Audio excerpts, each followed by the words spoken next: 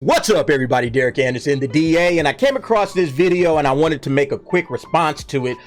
This guy on TikTok is asking some questions in regards to review bombing. Don't worry, he's nothing like that last Joker that we looked at, okay? This guy actually seems to have some genuine questions that he wants to understand this whole concept of review bombing, why it happens, does it really happen? Because a lot of people maybe are denying that it happens. I'm not one of them. Nope, review bombing happens, and I think it's an absolute legitimate form of criticism. I'll explain that a little bit later in the video, but this guy has some questions about the whole concept of review bombing. Let's go ahead and look at this video and I'll make my responses and comments along the way. I have a question for people who think that review bombing doesn't happen.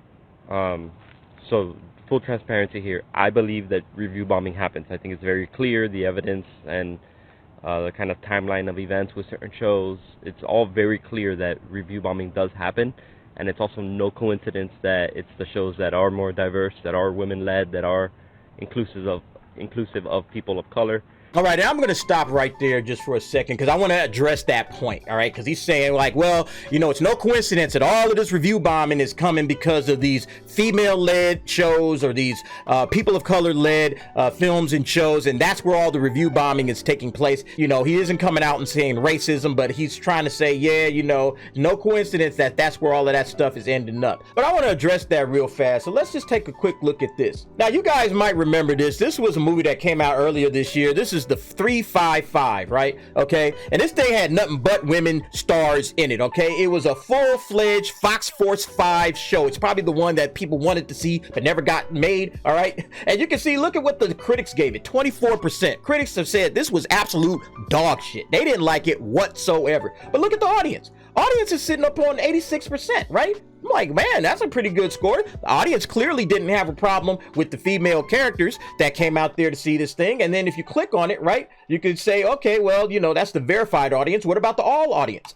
All audience gave it 66%. So yeah, a little bit lower than the verified audience, but nevertheless, yeah, there's no way in the world that you could say this thing was review bombed. All right, it got a positive rating from the overall audience. Even the all audience gave it 66%. All right, and not just this one. Let's take a look at another film.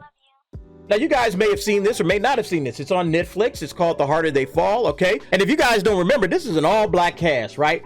Full-fledged minority. That's old Idris Elba right there. Full-fledged black people of color Western. That's what they made. Look at the scores, all right? 88%, 93%. The audience gave it a better score than the critics. And then the same thing if you look at it, because it only had 50 verified ratings, but if you click on this 93 and you say, okay, well, what did the all audience do? Hey, it got over 1,000 ratings right there. 69% better than the last film that we looked at. So yeah, it has nothing to do with race, okay? The review bombing is not coming because of race. Let me explain where it's coming at, okay? It's coming from big, major franchises with large, long-standing fan bases who are very invested in their fan bases, okay? Keep that in mind as we continue to listen on to this video. But I genuinely want to understand the other side of this kind of debate here. So my question for you today is, why is there such a huge discrepancy in the critics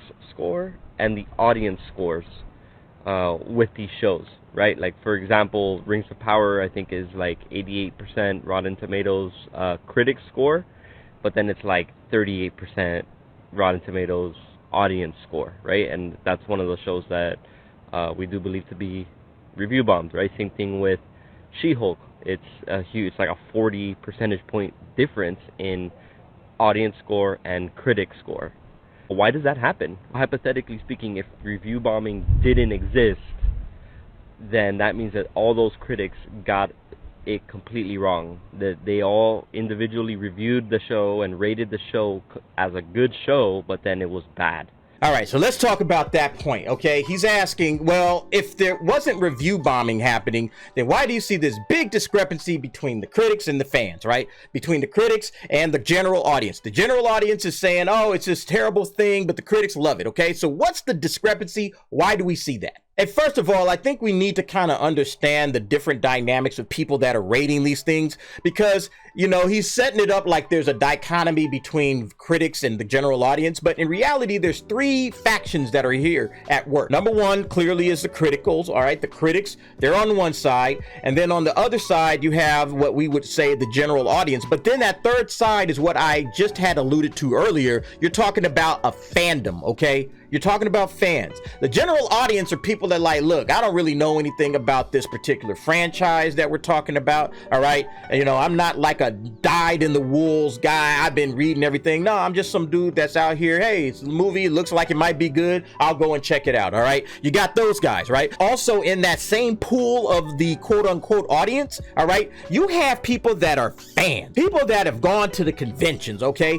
People that are collectors. They bought everything. They wear the t-shirts and the hats when they go out in public. They consume everything about it. You'll find these same individuals arguing the finer points of the franchise on message boards, on Facebook. They really know this stuff. They understand canon. They understand these characters. They are dyed in the wolves fans. Okay, it's a big difference, and you have to understand that's the difference in a lot of this between what's happening in the regular audience and then what's happening with these other folks who have been invested in these franchises for years and years, decades in some cases. But one of the things you have to understand in regards to his question, why is there this giant disparity between films? Okay, there's always been a big disparity between the critics and the general audience, right? Frankly, like most of these critics are like former film students. Okay, they went to film school, they couldn't make it as actual filmmakers, so they just end up falling off and doing some kind of critical reviews because, you know, they have that background of the understanding of the philosophies behind writing and directing, etc.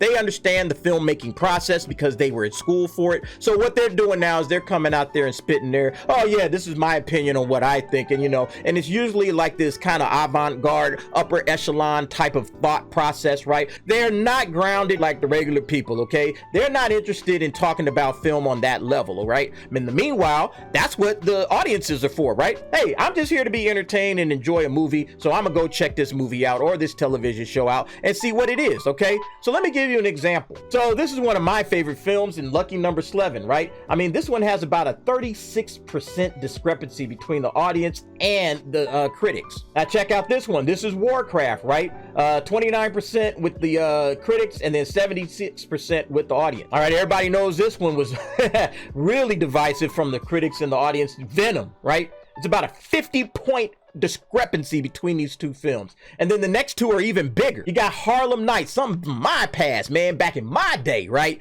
Harlem Nights, a 55% discrepancy between these two. And then finally, one more recent film that just came out not too long ago in 2019, Rambo Last Blood. Again, 55% difference between the two. So let me ask you, are the critics review bombing those films that we just saw, right? Are the critics review bombing them, or is there something else going on? Yeah, there's a big difference, and there always has been a big difference between the way critics review films and the way the audiences review films. That's just the way it is, okay? But again, going back, there's a big difference when you're looking at stuff like She-Hulk and Rings of Power, because there's a fan base at the root of all of the controversy, okay? Because of how they're treating a very beloved franchise and what they're doing with it. So help me understand why that happens, right? With these shows where there's one group of people that thinks it got review bombed by audiences and the other group of people doesn't think it got review bombed because review bombing doesn't exist, right? Help me understand why there's such a huge discrepancy between the critic score and the audience score. And please, let's stay away from the idea that critics get paid for positive reviews. I don't think it's true. Whether it is or not, I've heard that kind of response tons of times already, where people get paid to say that something is good. So aside from that, right, what else is kind of the evidence or the facts that have led you to believe that negative review bombing doesn't exist? This or leave a comment with your point of view. Thanks. This guy reminds me of my son, man. He asks a lot of these same kind of questions. But it's a fair question, right? Why does it happen, okay? Why does review bombing happen at all? It's absolutely a thing. And like I said earlier, it's legit criticism, okay? And this is the reason why it's legit criticism. Number one, It's grassroots, okay? It's coming straight from the people. There's no organized campaign of people on Reddit going in, all right, everybody at 300 hours, we're gonna go in and review bomb this. No, that's not happening, okay? These are people's real passions and things coming out and saying, you know what? I'm not gonna watch this thing, but I'm gonna let my voice be heard by review bombing it, by giving it a 1-star review or whatever the case may be. That absolutely happens, okay? And it's a form of legitimate criticism because it's a reaction to the bullshit, right? It's how you get your voice across, okay? It's how you get your point across, all right? It's no different than signing a petition, all right?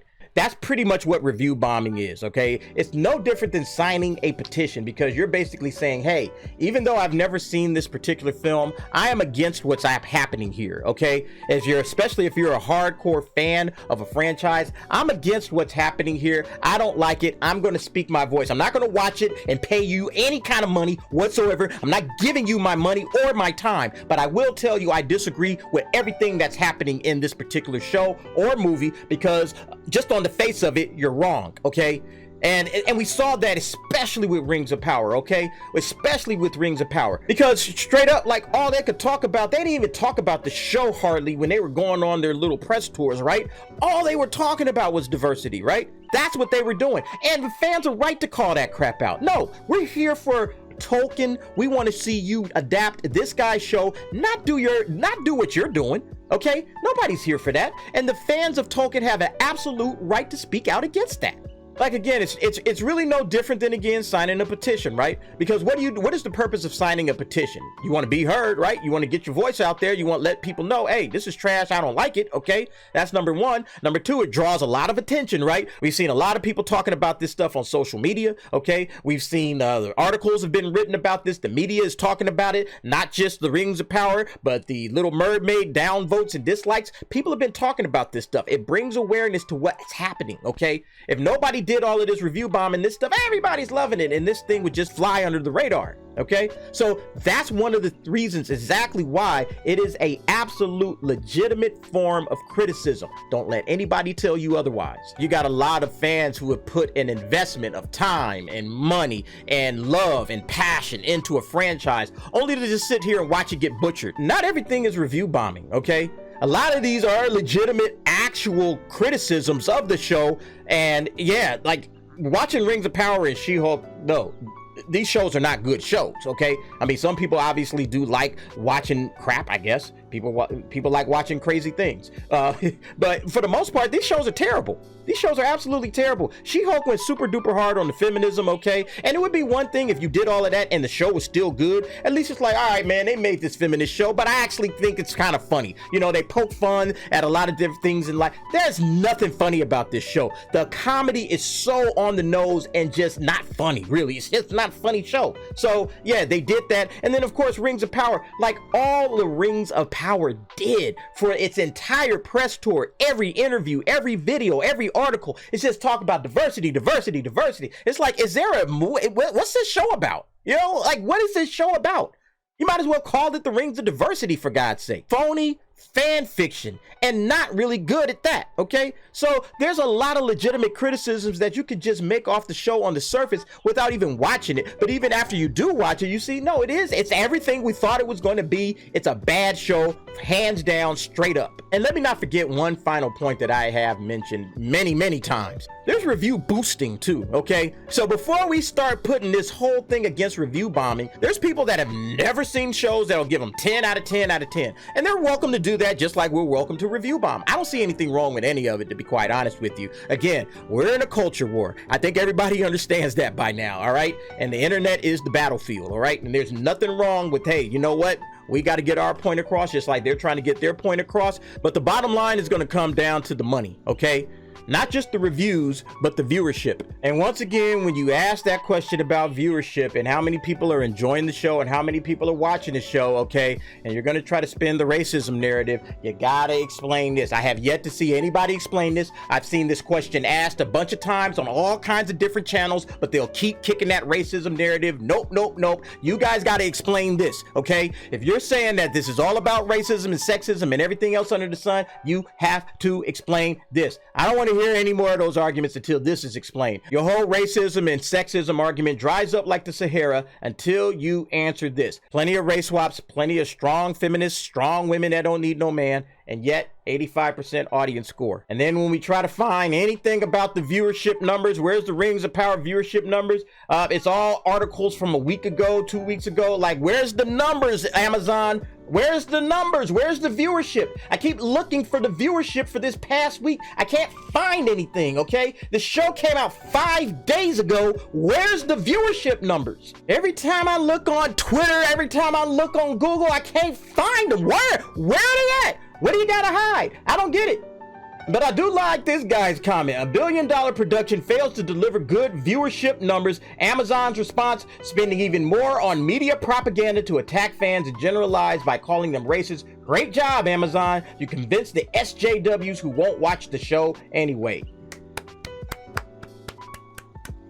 Yep, he hit the nail right on the head. So yeah, all of that stuff about review bombing, everybody complaining about it, it's all just a bunch of nonsense, washed up. These guys don't have arguments. These guys don't have the facts on their side. So they just keep throwing out the racism card. At the end of the day, that won't matter either. The sexism card doesn't work either, okay? We're hip to the game, Amazon. We know exactly what you guys are up to. But anyway, folks, what do you think about this whole situation, review bombing? Do you agree with my points or do you disagree? Go ahead, give me your thoughts and your opinions in the comments below. And I want to thank you for watching. See you next time.